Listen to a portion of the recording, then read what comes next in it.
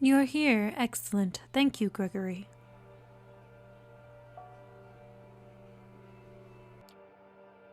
Her driver leaves and she turns her attention to you.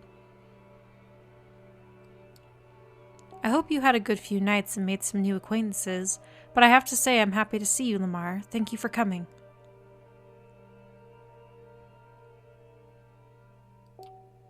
The change in mood of the room is so sudden and startling it makes you consider the true power of vampire charisma. Rationally, you know you're being manipulated, but you don't even care. Her eyes, her motions, her entire body language all feel 100% genuine and expressing legitimate interest in you and your well-being. I have a request for you this night. I need you to find somebody for me and make a delivery.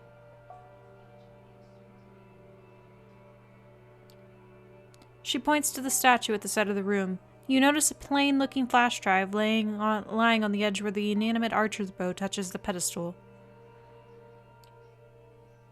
The man you'll be looking for calls himself Kaiser. He has eyes and ears all over New York, and it's rare for something to happen here without his knowledge.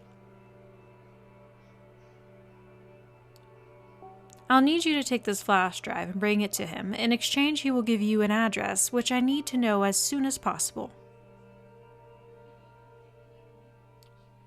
You're about to ask what's on the drive, but Sophie proves to be one step ahead of you. Oh, don't worry about the contents. They are encrypted, a precaution for if the data falls into the wrong hands, but it won't, correct?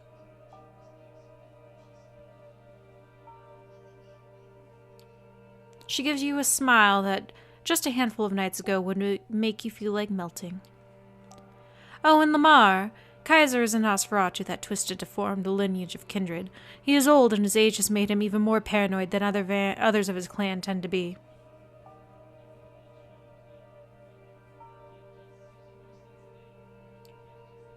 He holds many havens and changes them often. From what I've gathered, he or one of his servants should be found at the park on Coney Island tonight. You'll have to identify them somehow.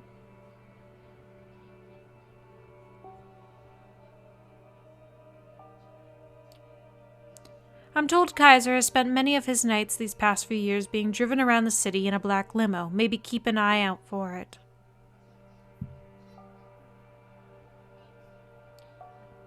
That smile again, but much shorter.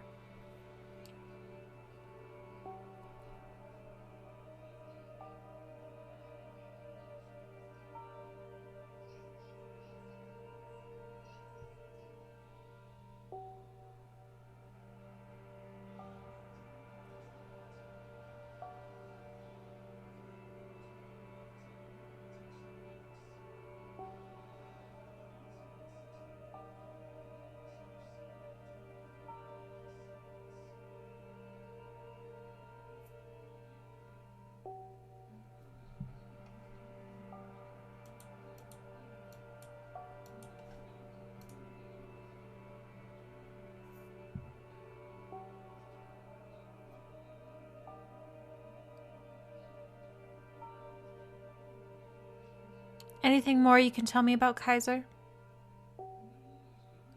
He's been here a long time, about as long as I have. He got into a lot of trouble for exchanging information with both the Ironarchs and Camarilla in the past, but ultimately got off scot-free.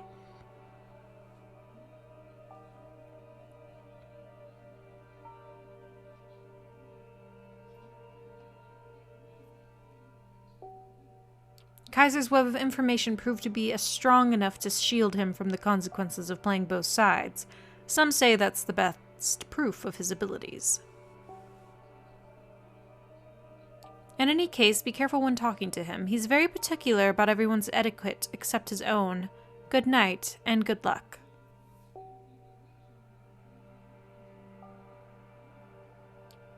She flashes one last smile at you and turns back to the painting, clearly done with the conversation. You pocket the flash drive and head out toward Coney Island. It takes you the better part of an hour to reach the lights and sounds of the Coney Island amusement park from the city. The drive is almost pleasant for this time of night, thank God for Belt Parkway.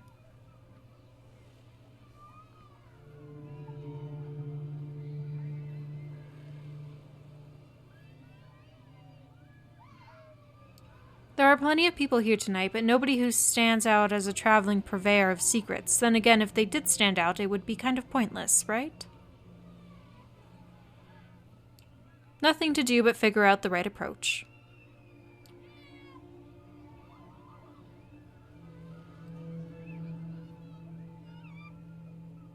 You take a moment to focus and try to pick up on any details that would help you with locating Kaiser. Initially, the noise from the nearby amusement park floods your mind and momentarily stuns you.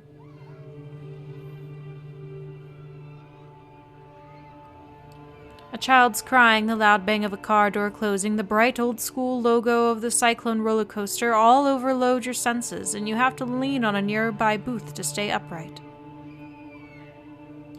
You regain control, start walking, listening in, taking in the sights and smells, looking for something, anything to point you in the right direction. A man talking on his phone, a snippet of conversation. Cleaned the, red stuff from the garage, tidied up in general. The limo will fit for sure. Come on, don't be like that, boss. I didn't mean to. Yes, I know, I am. It's a privilege, Mr. K, sir. The call ends, the man tucks the phone away. It's a fancy model, doesn't look like anything readily available in the market, and doesn't fit the guy's rugged looks at all. He notices you. Hey, what you looking at, huh?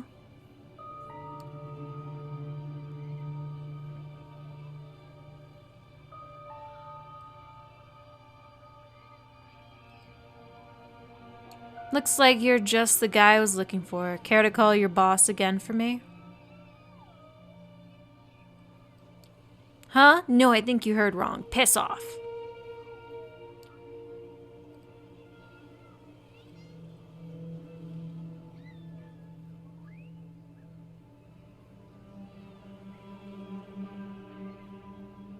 Listen, man, I need you to contact your boss, and I need you to do it now. Quit wasting my time or things will get unpleasant real soon. He doesn't take that well. He reaches into his pocket, produces a gun. You rush him. Bang! The bullet hits you in the arm and goes out the other side. It hurts, but what would be a debilitating wound for a mortal is just a nasty scratch for you. It takes a bit of brawling. The man's stronger than you'd expect, but using your powers, you're able to overcome him with a few hits to the jaw. The man passes out from the pain. Searching him, you find a fancy phone that doesn't look like anything readily available on the market. The phone's locked, but a recent smudge on the screen gives you a rough idea of what the combination might be. You get it right on the second try. There's just one number in the phone book, unlabeled. You dial it and hear some pickup. The voice is like a rusty pitchfork scraping against gravel.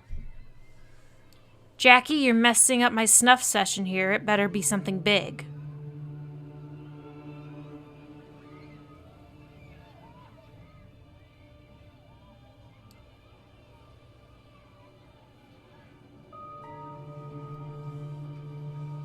Hi, I have something for you from Sophie Langley. Care to come pick it up? Silence, not even a sound. The call ends. You try calling again, but the number is blocked. Nothing to do but wait to see if he shows up. Not 15 minutes pass before a black limo stops near where you're waiting. One door opens, an invitation. The inside of the limo used to be a luxury lounge, the kind with a stripper pole and bar full of alcohol, but it currently has none of that. Instead, there are monitors and consoles. There are dozens of displays, each one showing something different. Surveillance camera footage, stock market quotes, television news, emails, tweets, silent movies, lo-fi footage of gory torture session. You wonder if the limo's owner can focus on anything while surrounded by all this visual noise, and then realize there's nobody there. Or is there? A man blinks into existence on a leather-covered couch, attempting to maintain something that approximates a regal presence. You're 100% sure it's Kaiser. Surrounded by dimly lit computer screens, his features are even more ghastly than you imagined, all sharp angles of twisted bone, mangled flesh, and crooked teeth. He bears them in an awful parody of a smile. Suddenly, somebody grabs you from behind, twists your arm, and pushes your head against the car's roof. I got them, boss. I have them. The Nosferatu chuckles. Oh, congratulations, dickweed. Could have done that before you gave away the fucking phone. Just let them go already.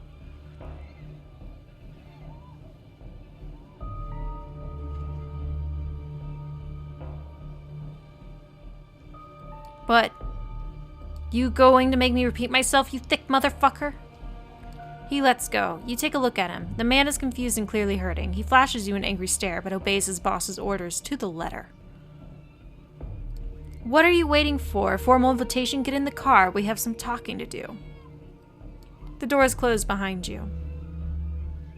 So, Langley, huh? I'm guessing you've got something for me then?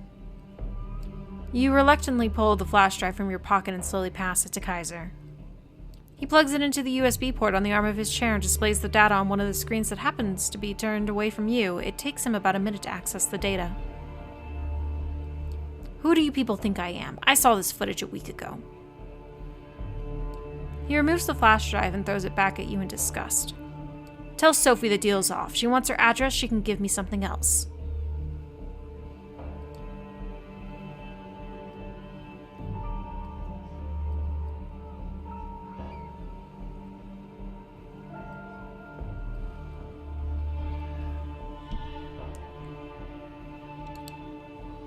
You take on the most persuasive voice and amicable stance you can in what basically constitutes the lair of a megalomaniacal monster. Come on, man, don't send me back empty-handed. Take the data and honor the deal. It'd mean a lot to me. The sound of the Nosferatu produces is supposed to be laughter, you think. You're pretty sure he'll fall over and die at any second, if it's anything other than that. Oh, look at me. I'm so pretty and well-spoken. I'm gonna feed you this bullshit and you're gonna cram it in and ask for seconds.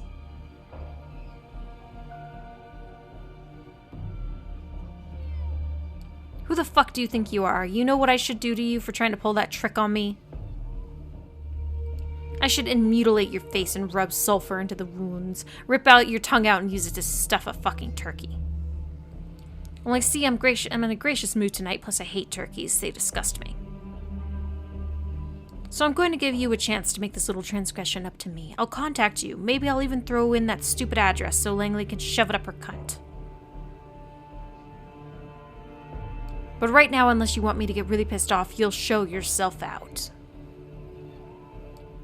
You're pretty sure you're done here. You get out, close the door behind you, and the car immediately starts backing up. The opaque windows slide past you, and soon the limo is on its way. Kaiser's lackey is nowhere to be seen, so you make your way to your car and drive back, wondering what tomorrow brings.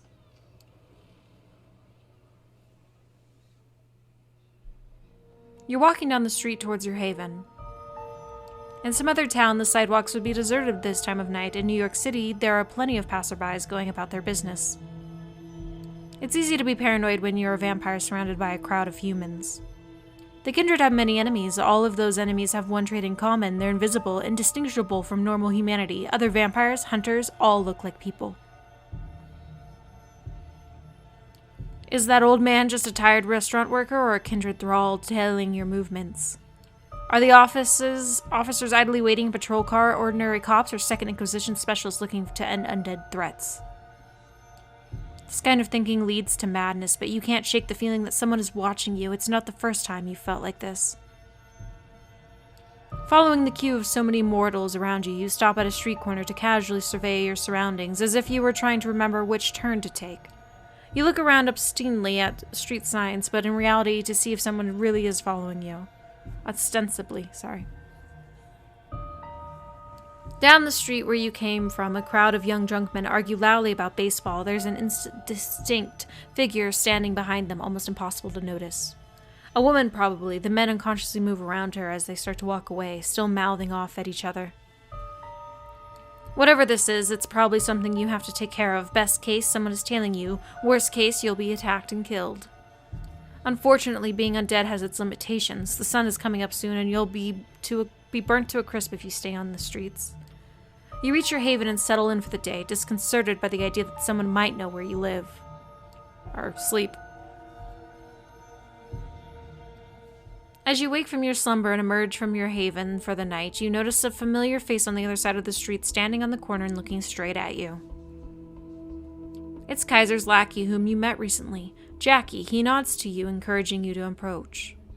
He still looks kind of rough after your last brawl, but the damage to his face is currently clearly mended. His hands are out of his pockets, though, a sign of goodwill. That's close enough.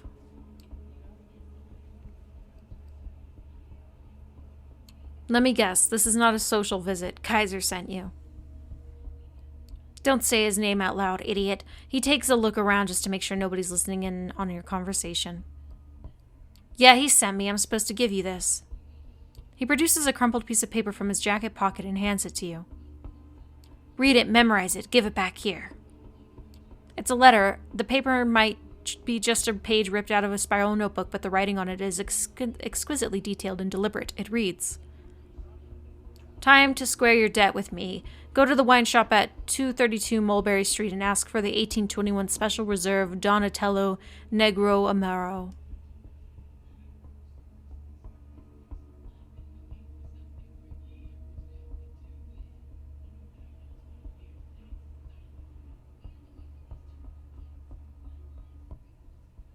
When they tell you they don't have it, say you're a fedeli servitor della familia G. Those exact fucking words, and make sure you get the G right. You'll get a bottle. Just take it and leave by saying grazie. Don't ask how much it is or anything else. Just walk out. When you have it, come back to Jackie boy here and let him know. You done? Memorize that shit and hand it over.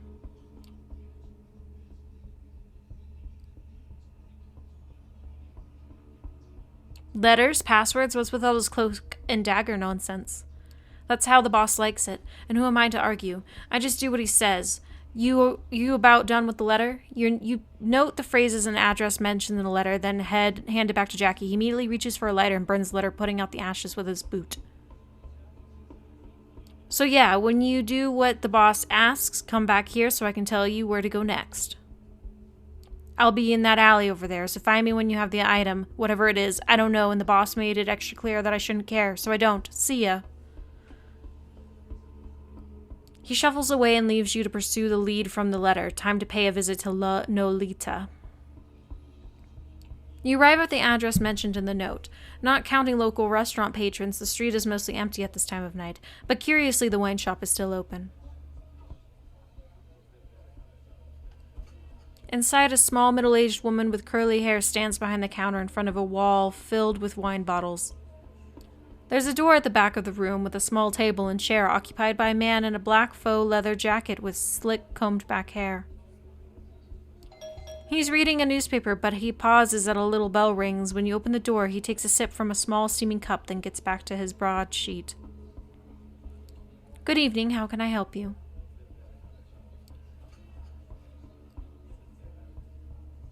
I would like a bottle of 1821 Special Reserve Donatello Negro Amaro, please. Let me check our stock. She seems to be looking through a database on the laptop sitting on the counter. She puts on a polite smile.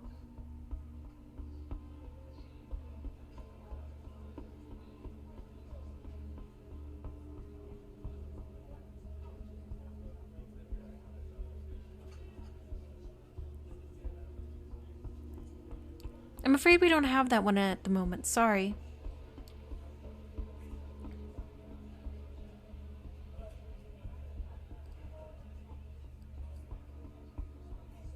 I'm a fedeli servitore della familia G. I can't say it. In that case, let me see if we have any in the back. Wait here, please. The woman leaves the counter and goes through the doors in the back. The man by the table puts down his newspaper and takes another sip from the cup, washing it down with a gulp of water from the nearby glass. He tries to hide it, but there's no doubt he's watching you. About a minute passes.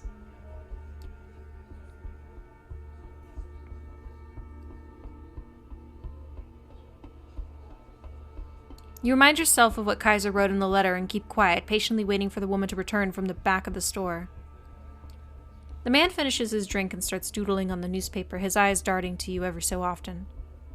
The doors to the back of the store open and the proprietor emerges with a small unlabeled squat bottle of crimson liquid. She gives you an apologetic smile. Excuse me, sorry for taking so long. Turns out we did have it. She offers you the bottle and you reach out to grab it, but she retracts it. You do know what this is, don't you?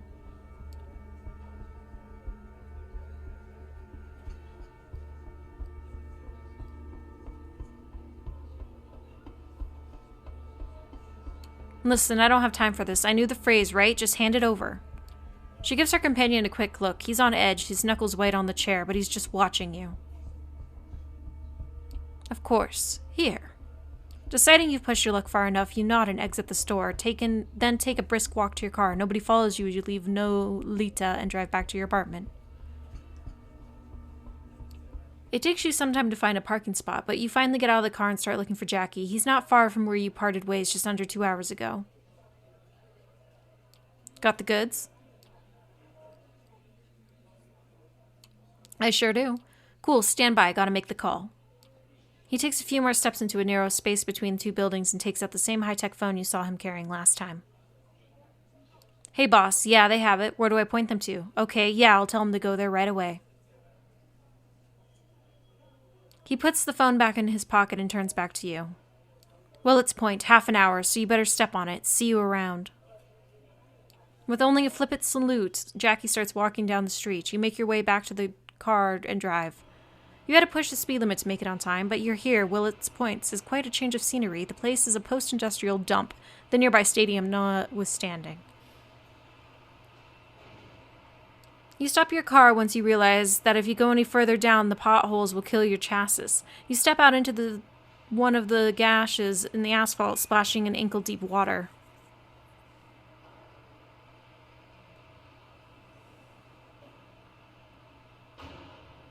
Kaiser's limo is nowhere to be seen. In fact, the whole place is pretty much deserted other than the apparent proprietor of a lonely bar, a middle-aged woman who's just locking up the place up.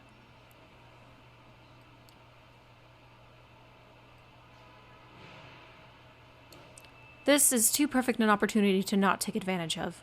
She's walking to her car, ready to call it a night when you sneak up on her. She's far too tired to resist your strong hold and swift bite.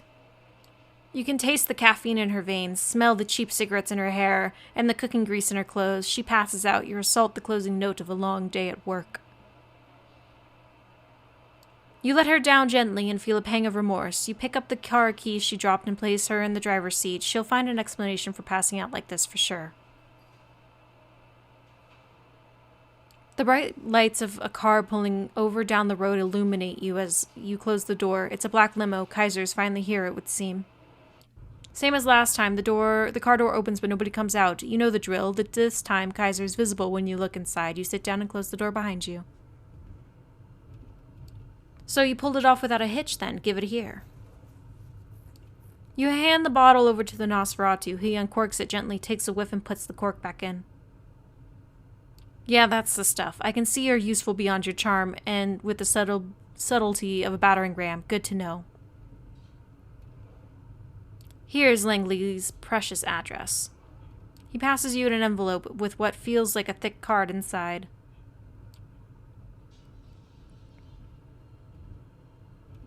Thank you, Mr. Kaiser. Yeah, I'll send Jackie over if I ever need anything else from you. How about that? Time for you to get out now. He waves you out of the car with the envelope in hand. You get out, back onto the torn asphalt and decrepit surroundings. The limo slowly drives away. Finally, you can return to Sophie and bring her what she wanted. Gregory lets you in. You hear a shrill, unpleasant laugh, and you realize Sophie's having a guest over. He's the man from Elysium, the one with the glasses and good taste in suits. You didn't have the chance to talk to him last time you saw him. Ah, Lamar, so good to see you. Tell me, what did the two of you previously meet? The man doesn't wait for your answer. He approaches you with an energetic, almost dance-like step and puts his hand out. Thomas Arturio, I've heard about you. Pleasure. Thomas is a great source of gossip and an excellent conversationalist. I also have the prince's ear, which is a primary reason dear Miss Langley wished to speak to me tonight. Good gossip, even coming from me, isn't nearly as valued. Sad. Sophie is taken aback by the man's direct comment, but smiles politely. The awkward atmosphere is broken again by the guest's grating laugh. I kid, of course, I kid. Well, I was about to leave anyway, so I'll leave you two to it. Good night, Sophie, Lamar, Greggy boy. Sophie's driver opens the door for Arturo. The guest steps out with a single wave of the hand towards his host and you. The door is closed. He's quite the character, isn't he? Yes, quite, but he has his uses.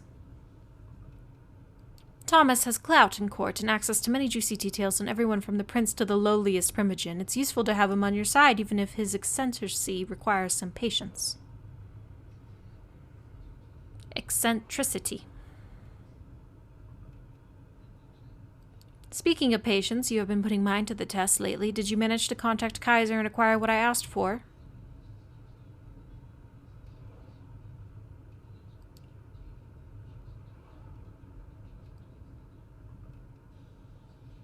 I do have it.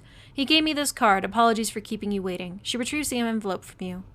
What's important is that you have it. Did he give you trouble?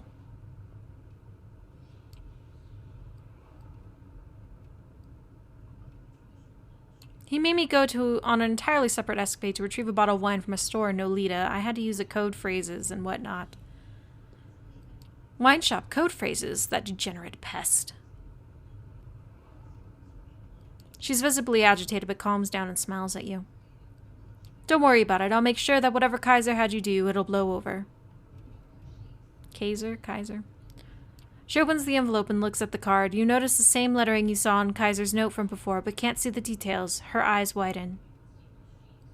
Yes, excellent. I need to call in some favors. I will likely be busy for the next few nights. You have my permission to show some initiative, my dear Charge. I will contact you soon.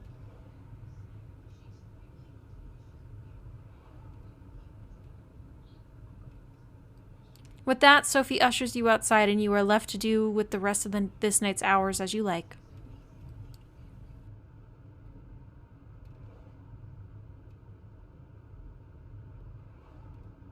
And that will be the end for tonight.